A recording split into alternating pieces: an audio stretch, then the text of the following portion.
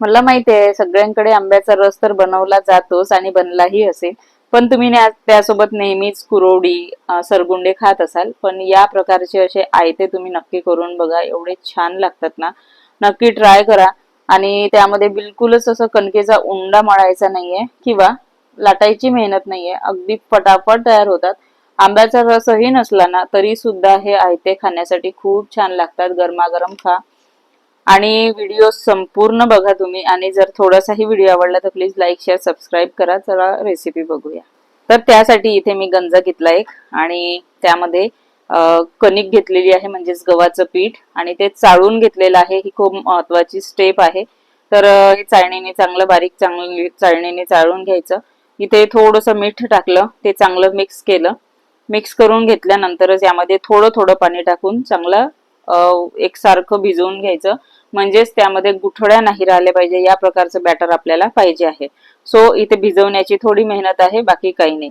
आता विस्करने थोडं हे जात होतं, कठीण जात होतं मला, त्यामुळे मी आपला हात जगन्नाथ, सो हात स्वच्छ धुतला आणि हाताने मस्त असं भिजवून घ्यायचं. म्हणजे यामधल्या गुठळ्या मोडल्या जातात. आणि खूप पचपच पाणी न टाकता थोडं थोडं पाणी टाकूनच हे भिजवायचं. नंतर लागलं तेव्हा पाणी टाकायचं गुठळ्या मोडल्यानंतर.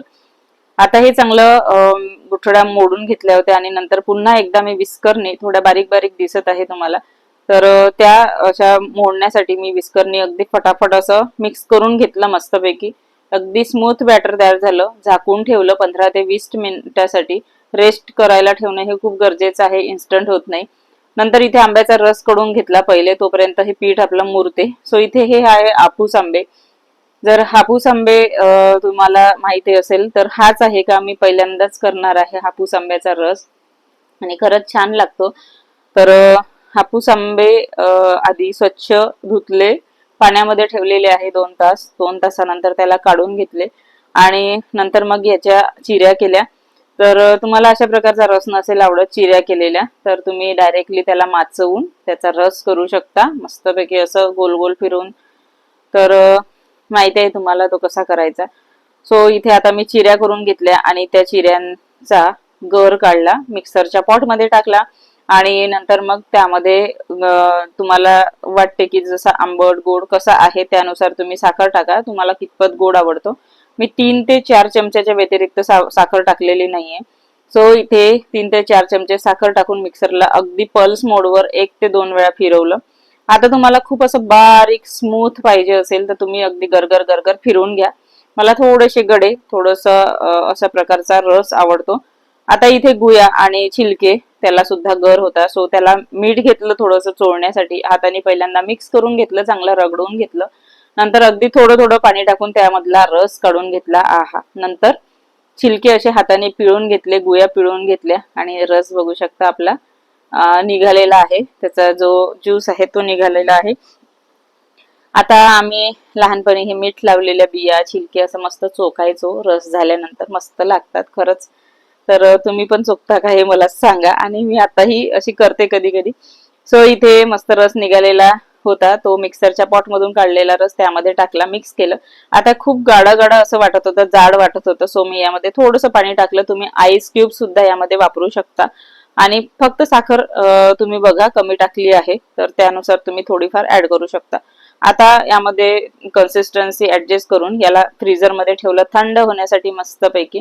इकडे तोपर्यंत 15 ते 20 मिनिटं झाले होते. मस्त आयत्याचं पीठ मस्त असं मुरलेलं होतं आणि मुरायला ठेवा, एक नंबर आयते होतात पटापट, बिलकुल नो झंझट.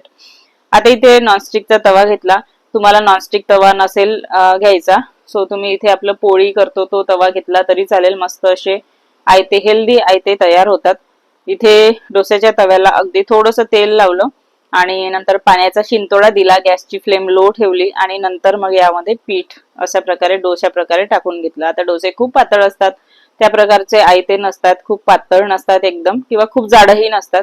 सो अशा प्रकारचं मिक्स फिरवून घेतलं आणि तुम्हाला किती मोठे किती छोटे पाहिजे त्यानुसार तुम्ही हे घेऊ शकता. आणि थोडंसं तेल असं वरून फिरवून घेतलं.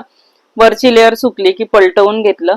आता गॅसची फ्लेम इथे वाढवलेली आहे, मीडियम फ्लेम ठेवली आणि मीडियम फ्लेमवर मस्त असे शेकून घ्यायचे किंवा हाय फ्लेमवर शेकायचे. फटाफट तयार होतात, काहीच वेळ लागत नाही. आता दुसरा सुद्धा करून दाखवते. अगदी थोडंसं तेल टाकलं, पाण्याचा शिंतोडा मारला, गॅसची फ्लेम लो ठेवली आणि नंतर इथे आयत्याचं पीठ टाकून घेतलं. आता पहिल्यापेक्षा थोडंसं जास्त टाकलं, 1.5 पळी टाकलं, 1.5 चम्मच आणि नंतर अशा प्रकारे फिरवून घेतलं.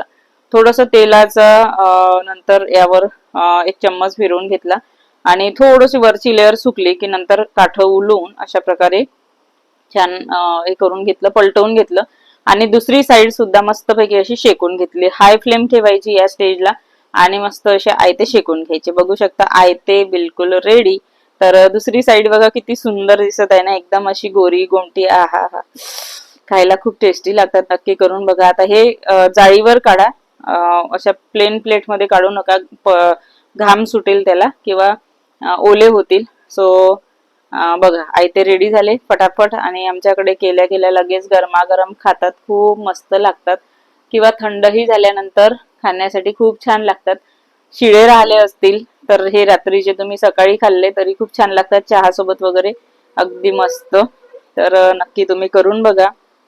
व्हिडिओ आवडला तर प्लीज लाईक करा, शेअर करा, चॅनलवर नवीन असाल तर सबस्क्राईब करा.